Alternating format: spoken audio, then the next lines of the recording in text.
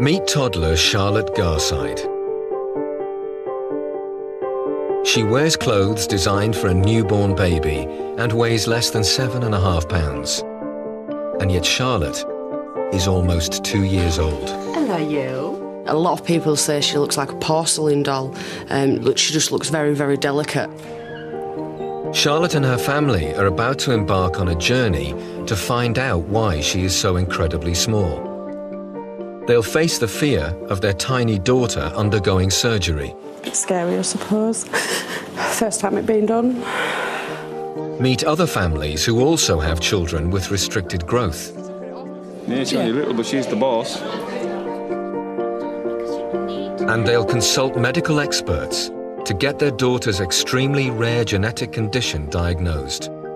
Then they will know if Charlotte is likely to live into adulthood or die before the age of 3. We could be looking at the last birthday that we do for her. What does the future hold for the tiniest girl in the world?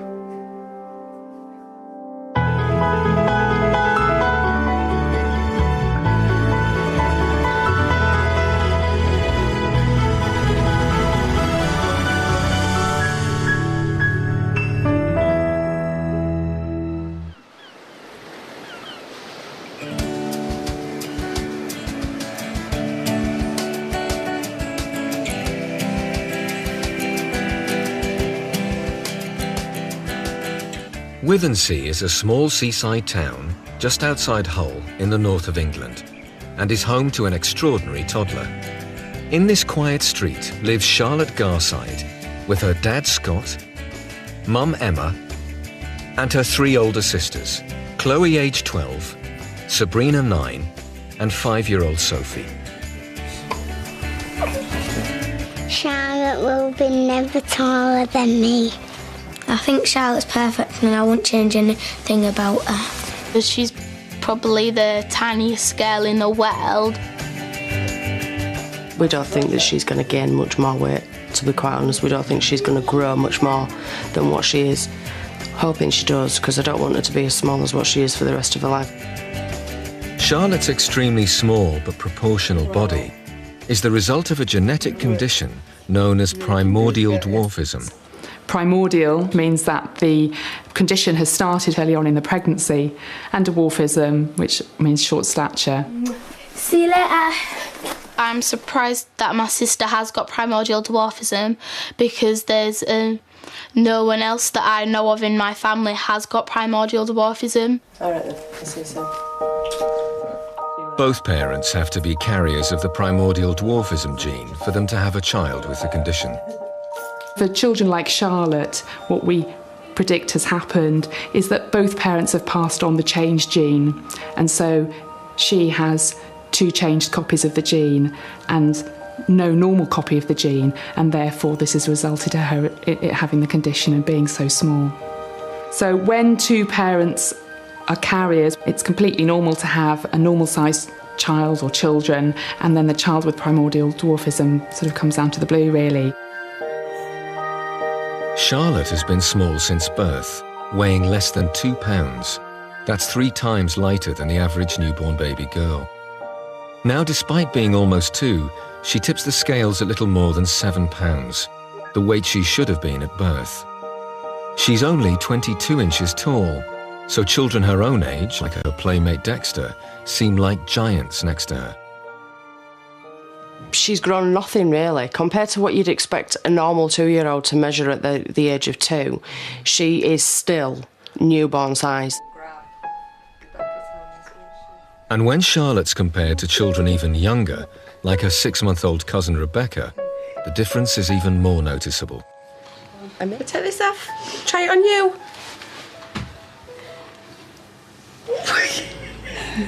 What's he doing? He's too big. Charlotte's just like a living doll. I dressed my sister in my doll's clothes.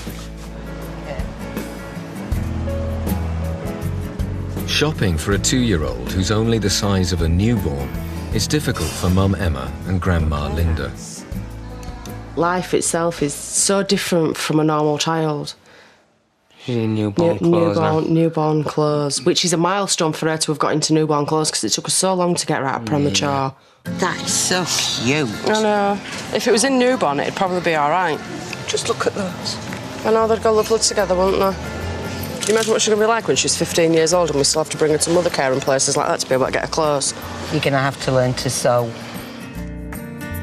But learning to adapt to Charlotte's size is the least of her family's worries, because as yet, doctors have been unable to pinpoint exactly which condition Charlotte has. This means her future is unknown. It's very difficult to make a definite diagnosis for a child who appears clinically to have primordial dwarfism. It's quite often the case in genetics that we're not able to make a diagnosis immediately on a newborn baby. Primordial dwarfism is an umbrella term, and it's got a number of different subcategories, and these different subcategories do have a different life expectancy for the children. We'll put sockies on. Charlotte may have a rare form of primordial dwarfism called MOPD type 2. This condition affects approximately 100 children worldwide. Children with type 2 can suffer from brain aneurysms which cause strokes. The only way to detect and then treat the aneurysms is to have regular MRI brain scans. Because Charlotte's not been diagnosed yet, Charlotte cannot have the MRI scan, purely because she doesn't have a diagnosis. If she's to get a diagnosis of MOPD2, then she can have the MRI scan to detect whether she does have any start of any sort of aneurysms or anything like that. If Charlotte does have this condition, as long as she has regular MRI scans, there is hope. So the life expectancy in MOPD2, I think, is perhaps changing a little bit. In the last couple of years, we've made some strides in determining what are associated medical complications and are working to try to fix those problems so that they don't, in fact, take lives away. As time goes on, the life expectancy is going to rise, and hopefully we'll see a lot of people in their 60s and 70s in the future. But there is a possibility that Charlotte has the rarest and most deadly form of primordial dwarfism, MOPD type 1. To my knowledge, there are somewhere just under 20 kids with this disorder that have been published in the literature. I've seen 3 children that I'm convinced have this. And essentially all of them have died younger than the age of 3. You ready? If Charlotte is diagnosed with type 1, she may have less than 12 months to live. My fear is that by the time we found out what Charlotte does have, it could be too late. As Charlotte first approaches her second birthday, getting a diagnosis is becoming more crucial. If she has type 2, she could already be developing potentially fatal brain aneurysms. But if she has type 1, the family will need to prepare themselves for life without the tiniest girl in the world. It really doesn't bear thinking about, doesn't the fact that we might not have her? Exactly.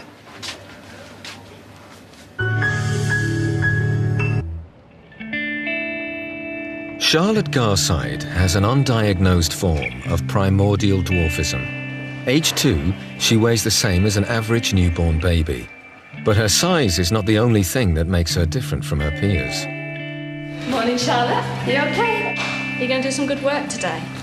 Right then, should we get you out? Developmental delay is seen in some of the children because of their small size, and that may well make it difficult for them to develop at a normal rate. Charlotte has monthly physiotherapy sessions to help her become more mobile. Charlotte is still not talking, and she's not walking.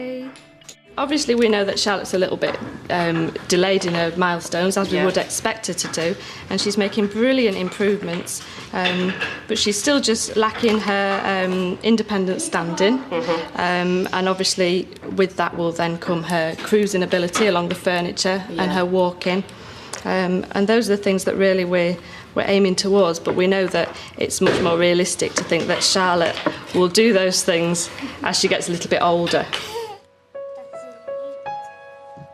Charlotte's been different from other children since the day she was conceived.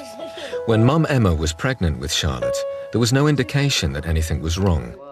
But when Emma went into labour, doctors questioned her due date. This doctor that came to see me, he said to me, he said, "How many weeks are you?" I says, "I'm nearly 36 weeks. And he says, "Are you sure of your dates?" And I said, "Yes." And he says, "Well, you're only measuring 24 weeks. Your baby is going to be extremely small, needs special care, so we need to get her out."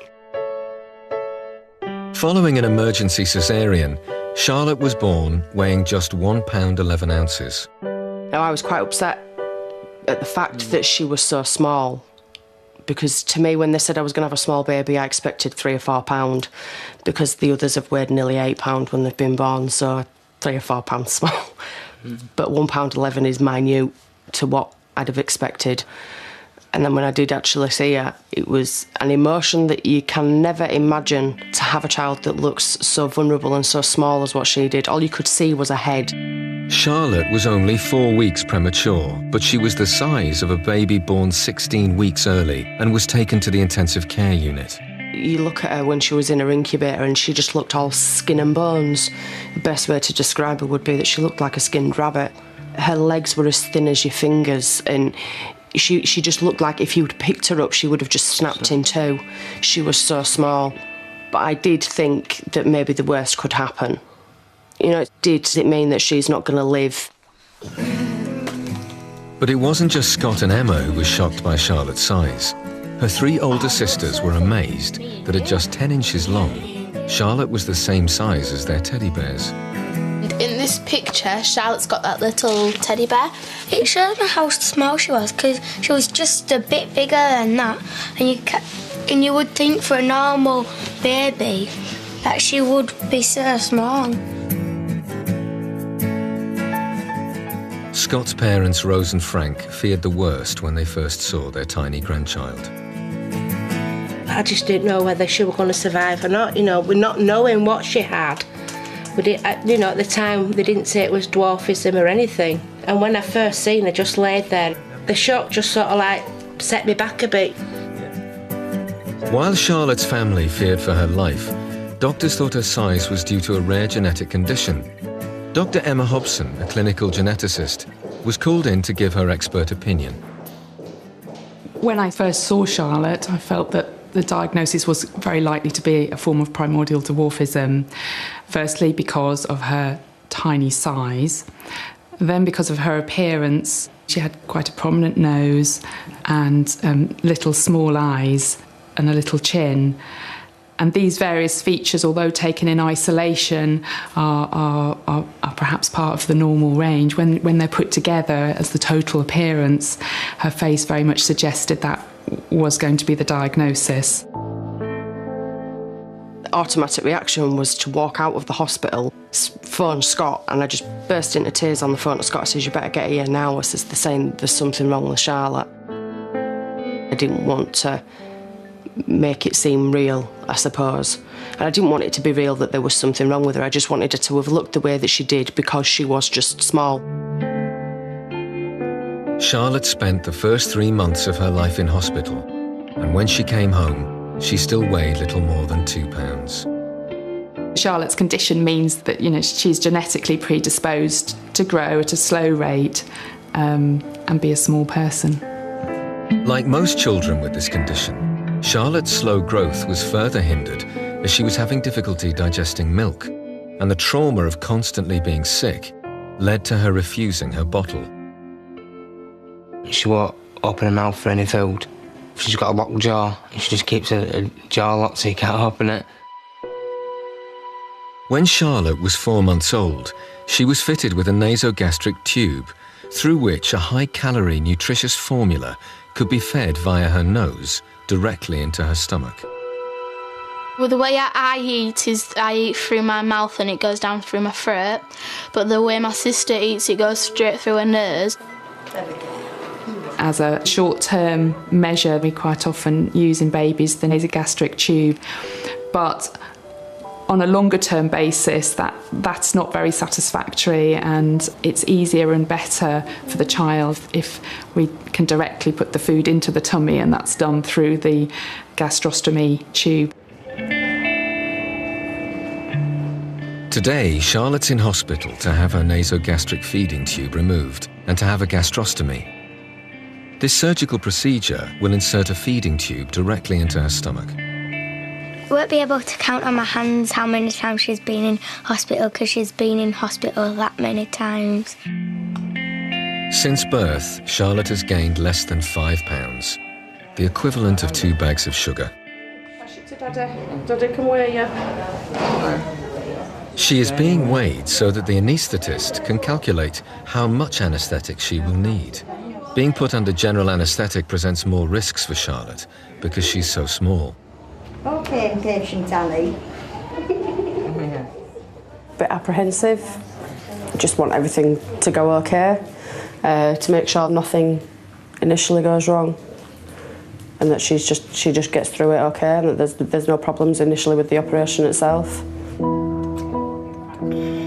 Emma and Scott know full well that some children with Charlotte's condition have suffered cardiac arrest while being put to sleep. Should be all right.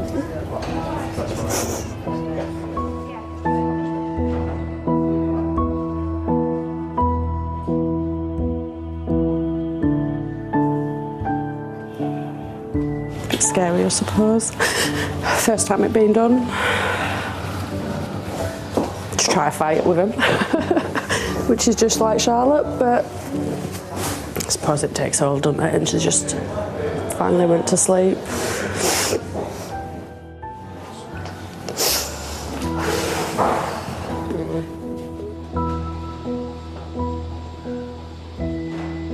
I think it is emotion because it's been building up, but I think it's purely because it's been so long waited for.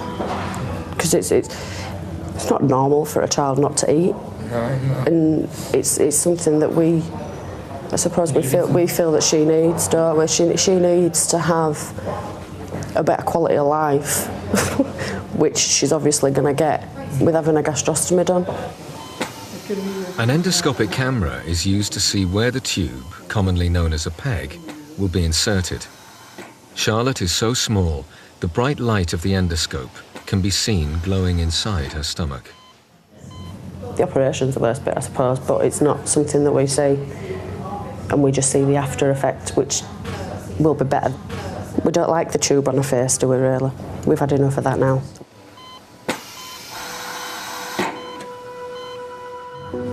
It's just really scary.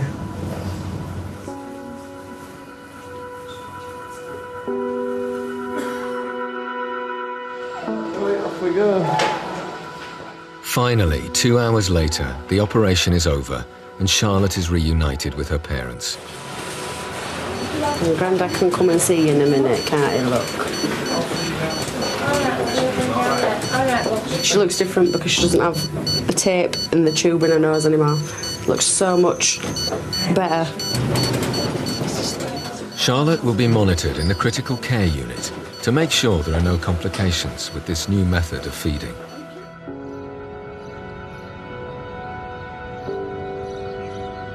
But just 48 hours later, Charlotte's health deteriorates.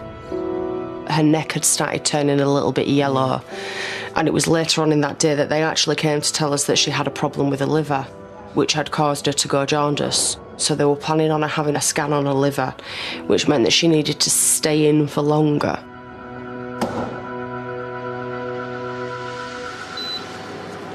The ultrasound scan reveals Charlotte has cysts on the bile ducts in her liver. Known as Caroli disease, this congenital condition is sometimes found in children with one of the rarest types of primordial dwarfism. This is the liver here, and then these are the black bits are the sort of fluid-containing structures.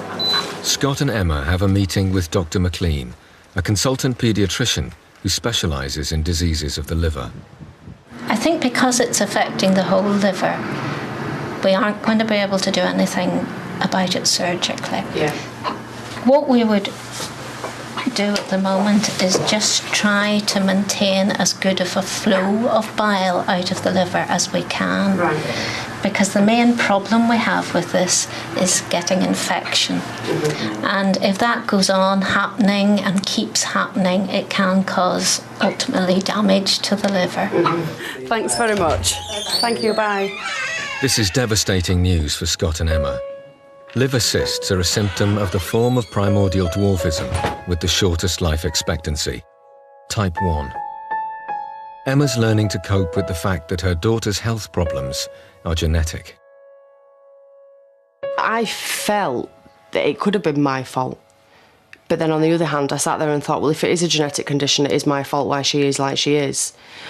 But I didn't want to put blame on myself, because if you put blame on yourself, you're then going to feel guilty, and then you're going to sit there and ponder on it, and you'll never be able to get on with life and enjoy the child like you should. Charlotte will be on medication for the rest of her life to prevent her liver becoming infected.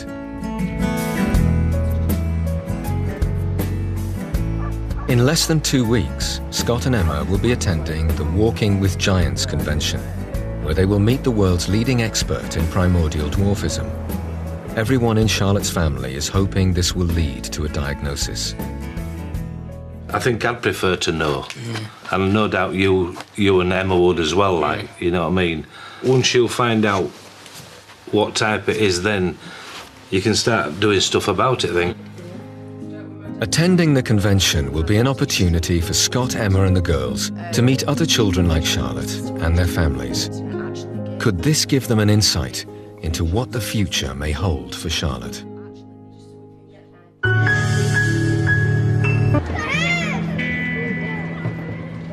Charlotte Garside is nearly 2, but she only weighs just over 7 pounds. That's 21 pounds less than an average girl her age. At 22 inches tall, she's half the height she should be. Charlotte has an undiagnosed form of the genetic condition primordial dwarfism, and her parents are desperate to find out which type she has. At the moment, we're in the dark, I think, to be quite honest. My fear is that by the time we found out what Charlotte does have, it could be too late. But Scott and Emma will hopefully have an answer soon. Tomorrow, Charlotte and her family will be attending the annual Walking with Giants convention for families with primordial dwarfism. They all find great support from meeting others who have children with the same condition. It'll be interesting for kids to see the other kids, won't it, then? It will, yeah. Hi, Charlotte. Are you looking forward to going? I go see some new friends. Yeah. This year is particularly special as Dr. Michael Bober, one of the world's leading experts in dwarfism, is also attending. Going to see Dr. Bober. It'll be a good thing. That's the best one, isn't it? It certainly is. We'll possibly find out what's wrong. Yes. Yeah.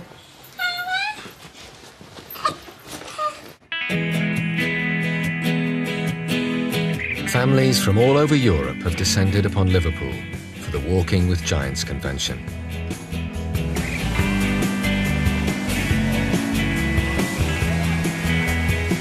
It makes me feel good, so I know that Charlotte's not alone and that she's not the only one with primordial dwarfism.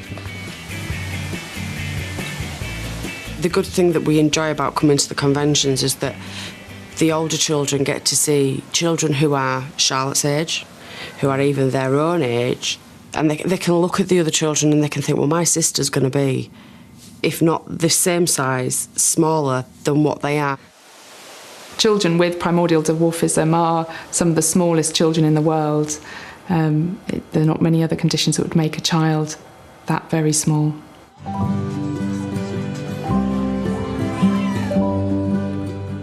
Most of the children here with primordial dwarfism have siblings of average stature. Alex is 4, but he's only as tall as the average 2-year-old. His older sister Jess finds meeting the other families very therapeutic. I really like coming to conventions like this because I get to talk to other people about how I feel. sometimes you think you're learning that your sister is the only one like it, and then when you go to conventions and that, then you know you're not alone. I know she can't talk to us about Charlotte. She'll find it hard to talk to us about Charlotte because our day-to-day life evolves around Charlotte. So it'd be nice for her to sit there and speak to Jess and say, oh, well, I've got so-and-so, so-and-so. Have you had this problem with Alex? I like getting attention, but Charlotte has the most attention because of her condition. It really annoys me. Have you told your mum? Yeah. Why don't you tell her to get her to take you out somewhere then? But children like Charlotte also attract negative attention. And even 5-year-old Sophie has noticed. When people walk past, they always laugh at Charlotte. And when they laugh and they say, oh, Charlotte's, look at that baby, that baby's small, and then they just walk away. How does that make you feel? It makes me sad. Charlotte's got quite a strong set of sisters behind her that are going to look after her when she gets older, which I think she needs as well, especially in the community and the world nowadays, the way that people and children can be saying hurtful things. They always say that if anyone picks on her, then they'll have them to answer to, and I'm hoping that they will be role models for their sister.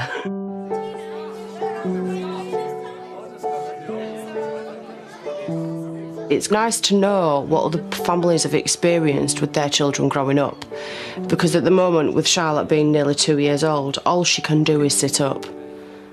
She has mental ability of a 12 to 15-month-old child, but her physical ability is that of a 6 to 9-month-old. Just like you.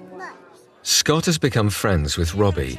His son Liam, unlike most children with the condition, has never had a problem eating. But although he's only 5, Liam knows that some of his friends have to be fed differently. What's this then, Charlotte? What's this for? What's that? And what's the tube for? So she gets your fingers out of your mouth. Yeah, so that tube goes inside the belly and she gets a dinner. Yeah? Yeah, well, is this your dinner? No, you had your dinner, you don't eat your fingers then, do you?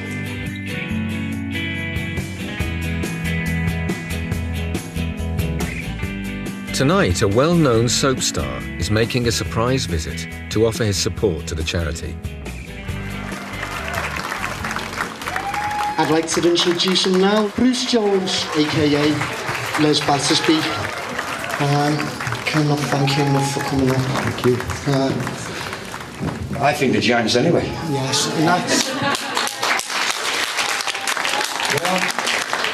It's a pleasure to be here, and I'm proud to be here. I've never heard of this charity in my life before. For someone to walk in off the streets and not know the situation that they're walking into, to then walk into a room that's full of little people, I think it's quite a shock to the system. Oh my, is that your daughter? Yes. How old is she? 2. 2? I'd be friends of picking her up. Come on, Charlotte. Are you sure I'm okay? Of course you are. Oh, look at that. And she's 2 years of age. She is, yeah.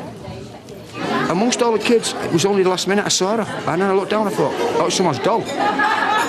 Someone's left a doll on the floor, and then I seen her move, and I went, oh. And then I just got to go over and hello, what's her name? Bruce meets 12-year-old Rima, who has MOPD type 2. She developed brain aneurysms as a side effect of the condition. But as she was undiagnosed until the age of 10, the aneurysms went undetected, resulting in her having more than 30 strokes. MOPD stands for microcephalic, which means a small head, osteodysplastic, which means a problem with the bones, primordial dwarfism. Yeah, you dance, go on, you dance. In MOPD type 2, the children are born very small. Also, those children are thought to have the vascular problems in the brain and therefore at risk of the brain hemorrhages. They couldn't diagnose till she turned 10. They found out she was MOPD type 2. When Rima had her first stroke, she was the same age as Charlotte is now. Most of her brain is damaged now from all the strokes she had.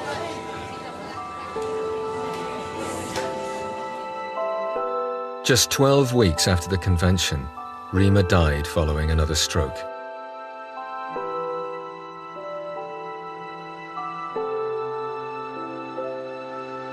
Scott and Emma are desperate for a diagnosis for their daughter, as she may have the same condition and be at risk of having a stroke.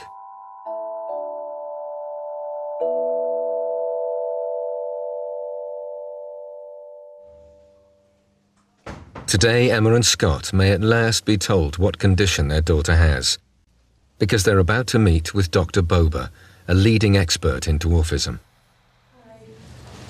Hey there. How you doing? Not too bad. Mike Bober, hi. Hi. Hi. And this must be Miss Charlotte, huh? It is. Because Dr. Bober's one of the leading specialists in the world. So I've just woke up.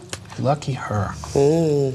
He understands all the different features and similarities and all the things that go with the condition. So he may well be able to say to us, just by looking at Charlotte, Charlotte looks like she has got so-and-so, so-and-so. Dr. Bober is, in theory, our only hope to find out what it is that Charlotte has. How old is she? When was her birthday? Her birthday is the 19th of August, 2007. Dr. Bober reviews Charlotte's case notes and takes measurements. 33.4. But one element of Charlotte's case history is of particular interest to the doctor. So she has cysts on the liver? She does, yeah. After an intensive hour of questioning, Dr. Bober is finally ready to comment on Charlotte's condition.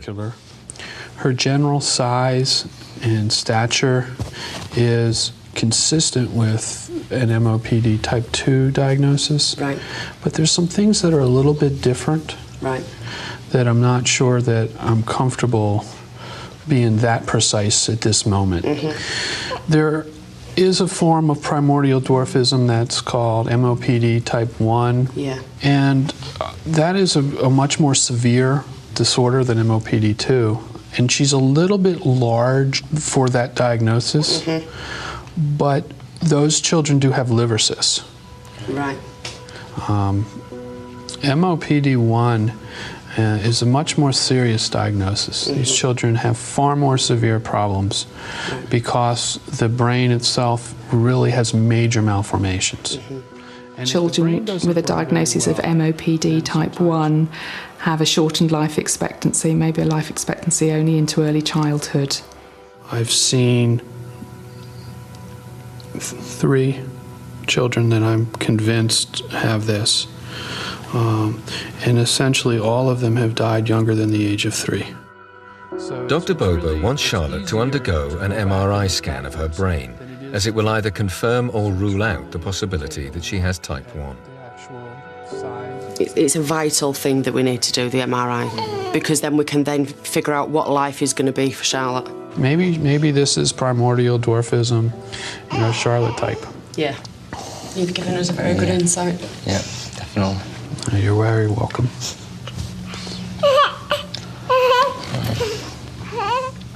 Even though you cannot definitely say what is wrong, you've given us something to look forward to work with, to help us to get what we want out for Charlotte. And I'm so grateful. Yeah, you're welcome. And that's enough. At the moment, numbers are irrelevant until we know for certain. Quite a hard thing to sit and think about, because you don't have your kids to think of them that they're going to die, which is something that no matter what, we will have to think about. While Scott and Emma wait for an MRI scan to find out whether their daughter has the rarest and most deadly form of primordial dwarfism, they're trying to stay optimistic and preparing to celebrate her second birthday.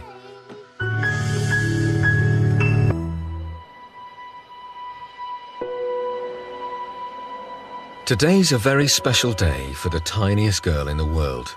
It's Charlotte Garside's second birthday, but after receiving the news that she may have MOPD type 1, a rare form of dwarfism which comes with an extremely short life expectancy, the celebrations take on a different meaning. We're a bit nearer knowing, and you can plan a bit better. Yeah. I suppose we don't know what the MRI is going to say. You know, if it is to turn around and say she's got MOPD1, we could be looking at the last birthday that we do for her, which is the reason why, I suppose, even to her first birthday, we made extra special, because you never know which one's going to be the last one. We make the most of her while we've got her. Yep. It's the main thing. I mean, I don't want it to be MOPD1. It really doesn't bear thinking about, doesn't the fact that we might not have her? Exactly.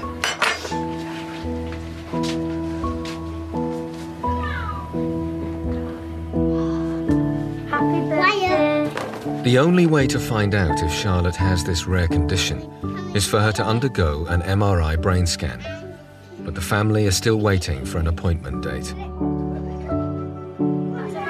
If we don't carry on as though she's going to be here forever, then it's not fair on Scott and the other children. Certainly not fair on you. And it's not fair on Charlotte. We've just got to make it, as special as we can while we've got her. Emma and Scott want Charlotte to be like the other children at the party and have a special treat. So it's special because Charlotte doesn't tend to eat anything through her mouth, but she likes ice cream. So I'm going to give her stuff that she likes, aren't we? Yeah. I think it's amazing that my sister gets to reach 2, because some people, when they're born and they're very, very small, they don't get to live to the age of 2, and I think my sister's one of the lucky ones. 1, 2, 3. Yay!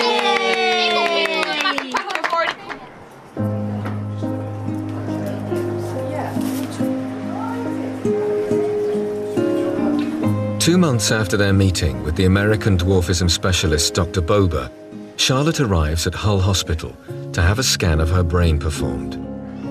Emma's mum Linda has come along to offer her support. How are you feeling? I'm a bit worried about what they're going to do today, I suppose, and what they're going to find, because I suppose it's going to be the deadline, it's going to be the D bit that makes everything fall into place. Yeah. After being sedated, Charlotte is taken to the MRI scanner. Emma will stay with her daughter throughout the 30 minutes it takes to scan her brain.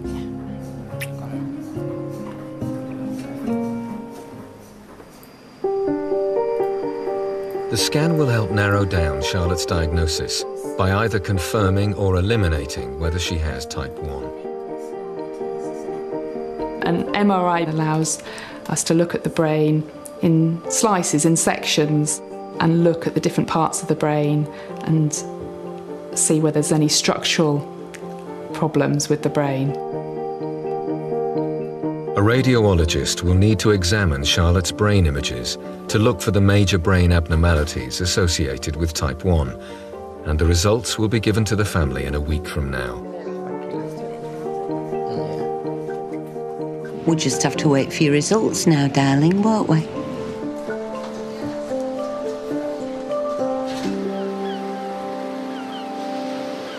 A major event has occurred in Charlotte's life. She started nursery. Oh, getting stuck. Hiya. She goes for a few hours to play with little kids, so she can mix and see what real life's like and learn things.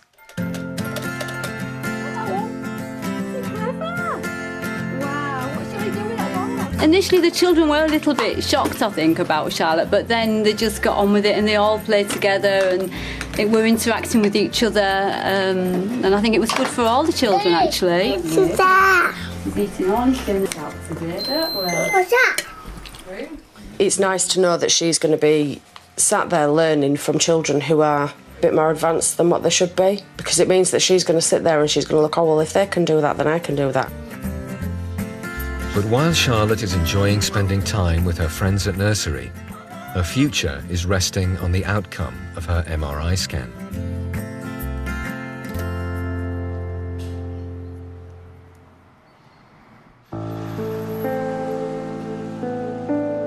It's been an anxious week for Scott and Emma.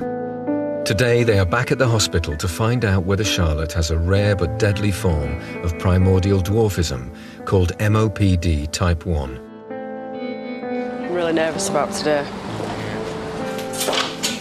Hello. Hi. I am nervous because I don't want her to have MOPD type 1 because I don't want her to die really young.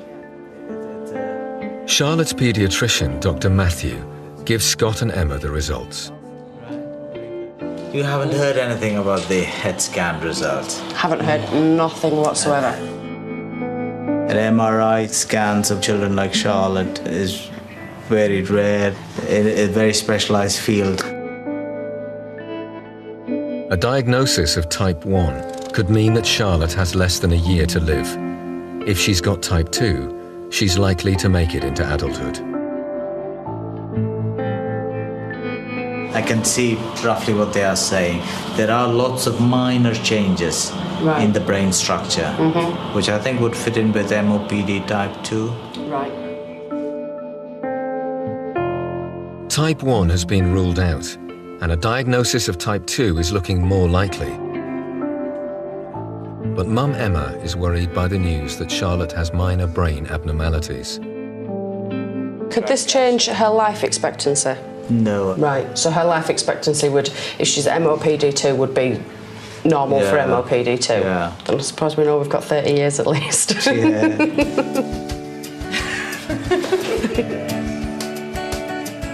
Do you feel relieved now? I do, yeah. Good, I do as well. It felt like a big weight had been lifted when he'd said that, because then that means that we know that we can carry on now. But there's more good news. Once Charlotte has a definitive diagnosis, regular screening can begin to ensure she lives as long a life as possible. If it turns out that she's MOPD2, she needs a special scan to look at blood vessels to detect aneurysms. We can then plan for these kind of tests in the future. Thank you. Cheers, thank you. See ya. So pleased. Yeah, it's good news, isn't it? Certainly is, yeah. Definitely. Charlotte's determined to make the most of life, and to the delight of her family, has reached a major developmental milestone. Something amazing has happened in the past few days because Charlotte's just started to crawl. She just started putting her hands in front of each other and just shuffling her legs. And then all of a sudden, she just started to crawl. Although she should have started crawling more than a year ago, developing this important motor skill shows that Charlotte may well have the mental and physical ability to enjoy life to the full. She can now get places than just sitting down. And the funny thing about it is whenever she crawls, she always goes to the toys. It does give me hope soon that she will be walking. Made me feel quite excited, really. You're being a little clever girl, aren't you? Still got a long way to go, but it's now time to get on with life, I think. Stop dwelling and stop thinking about the what-ifs. Make her life full to the max.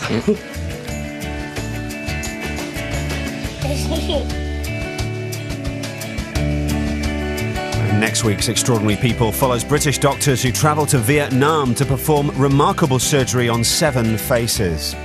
Next tonight, 5 documents the chilling career of serial killer Arthur Shawcross, who struck fear into the hearts of New Yorkers in the late 80s, a crime that shook the world in just a moment.